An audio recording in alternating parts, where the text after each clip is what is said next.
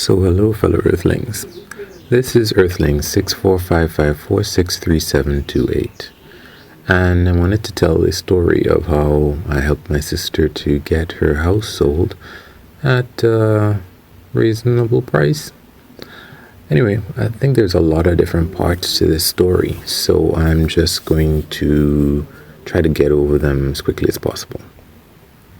So my sister put her house on the market because she moved, and she found a real estate person who had helped her to buy the house in the first place. Well, she got that person again and put it on the market.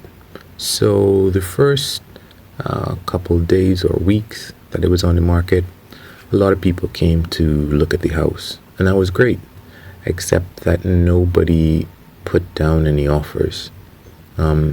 A lot of people would contact the real estate agent and they would be pretty excited about going to see the place. Then they'd get there and for whatever reason, they just didn't want to put in an offer. Everybody, in the comments, they said, hey, the place is a pretty decent place. And finally, my sister got one single offer. And they had the place inspected. But before that, of course, the person put in a slightly lower counter offer to what the price was. And because my sister didn't have any other offers, and she didn't know really, I guess, didn't have much experience with real estate, she, took the person at the lower offer, and they had the house inspected, and this was a almost brand new house. It was 2 years that after the house had been built. So this wasn't something that, was 20 years old and needed repairs and all this other stuff. But the inspector found what we'll say are some really minor or even silly things that he thought should be changed. And the person who was buying the house, they were like, yeah, I really need these changed. We're talking about things like moving an outlet that's allegedly too close to the stove, or putting cork around the spout where the water comes out in the bathtub. Just really kind of ridiculous things. I mean, if you think that the outlet is too close to the stove, don't use it. If you think that the spout needs some cork around the edge of it, and that's how the house was built anyway, then get some cork and do it. Do you want the house or not? Why would you want to delay it by having us, my sister, do these ridiculously minor repairs, and and then you mightn't like it, it's inspected again, seems kind of silly. Anyway, ultimately, my sister had made several concessions in terms of the price of the house, putting a warranty on the house. And that's another thing. A warranty on the house is ridiculous because it's for the appliances, and all the appliances are like 2 years old because they came with this brand new house. So there's no point to that. And our real estate agent, all she knew is that, hey, houses come with warranties. Yeah, but what's the warranty for? It's for appliances when they break down, because these are older houses. It's not for a 2-year-old house with 2-year-old appliances. So she really wasn't any help. Anyway, my sister put her foot down and said no, she's not going to do the repairs because she's made all these other concessions and the other person hasn't made any at all. And lo and behold, what the real estate agent said might cost about $1,000 or so to repair these minor things. The other person put their foot down too, and they decided they didn't want the house after they'd already gotten thousands of dollars worth of concessions. They didn't want the house without these repairs done, and they backed out of the whole deal, and that was the end of it. And it was a little bit scary because after they backed out of the deal, nobody else came to take a look at the house for quite a while. And it was a little bit scary because if nobody's coming to look at the house, what's the next thing that you do?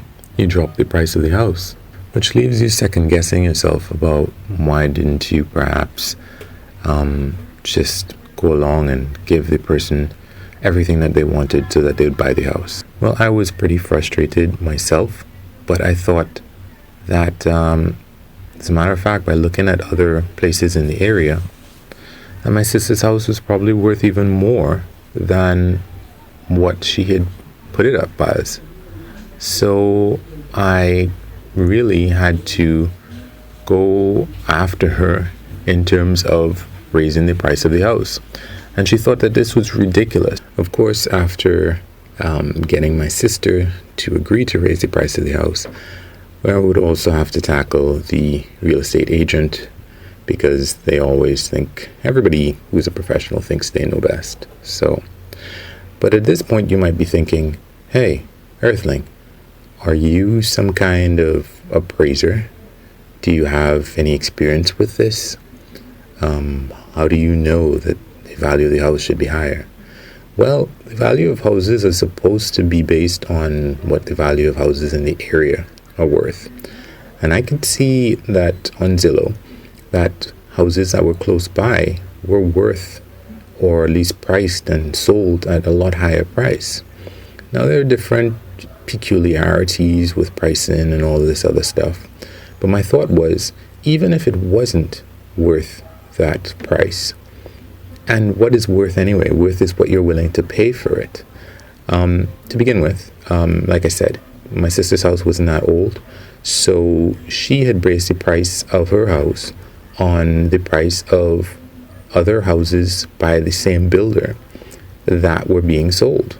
When she inquired, they said that the real estate appraiser for the new houses had put that price, so that's what the price that they were going with. But my sister's real estate agent, initially, when she had given the price of the house, all the specs of the house were completely different. It was as if they had the complete wrong information for the house. So they had the wrong number of bathrooms, they had the wrong number of bedrooms, all sorts of stuff. Their information for the house was completely screwy. So their price couldn't be relied on. And we trust professionals to come up with this price for what things are worth. And I think that it's just guesswork. So anyway, I convinced my sister long and hard to raise the price of her house. And then I don't think I should have to convince the real estate agent, but I comforted the real estate agent with the idea that if the house wasn't sold at this higher price, we would subsequently reduce it. So we did. And amazingly, people started going to look at the house. We didn't get offers, but interestingly enough, the rating that the people who were going to see the house gave the house was higher than the rating for the people when the house was cheaper. It was pretty interesting. Some of them actually expressed a strong interest in the house, but they just kind of wanted to wait and see kind of deal. Eventually, the interest dried up, and hey, since the price of the house was raised substantially, I figured, okay, we can drop the price of the house by a really, really small amount, like $250, to see if that would increase interest in the house. It didn't. Then, told my sister, let's drop it by 1,000. We did. No increase in the interest. And this was based on a theory of mine that, if you show that there's a change in the house, maybe that will get people to be interested in it. Anyway, at this point, I suggested to my sister, okay, let's make a substantial drop in the price of the house. And she did. And again, I don't think that there was, maybe one or two people maybe came and saw the house. And but that was it. Not anything significant at all, and certainly no offers, of course. At this point, I wanted my sister to continue to drop the house bit by bit down to the price that it had initially been listed for. And of course, I have to admit, of course, she was reluctant to do this based on the whole reasoning that I sold her to get her to increase the price, which is that you can't show weakness. If you drop the price of the house, people are going to think, well, you're dropping the price of the house, so maybe it'll drop more tomorrow. Let me just wait. And I was really just tired. I was tired of fighting with my sister about this and trying to convince her. So I eventually said, you know what, that's fine. And as it turned out, the contract that my sister had with the agent was expiring. So that was the end of it, It seemed like we were stuck with the house. Well, the agent told my sister, hey, do you just want to renew the contract for just a little bit more and see what happens? And I told my sister, listen, you didn't want to drop the house, and it's not really her fault. I just gave up. I ran out of gas in terms of how difficult it was. The first time to get her to raise the price of the house, it took about an hour to convince her. And I really wasn't up for that all the time. But I finally convinced her that, hey, listen, if you're going to put the house back on the market, you have to make a significant drop to the very minimum that you want to accept. All right? There's no point in wasting time anymore.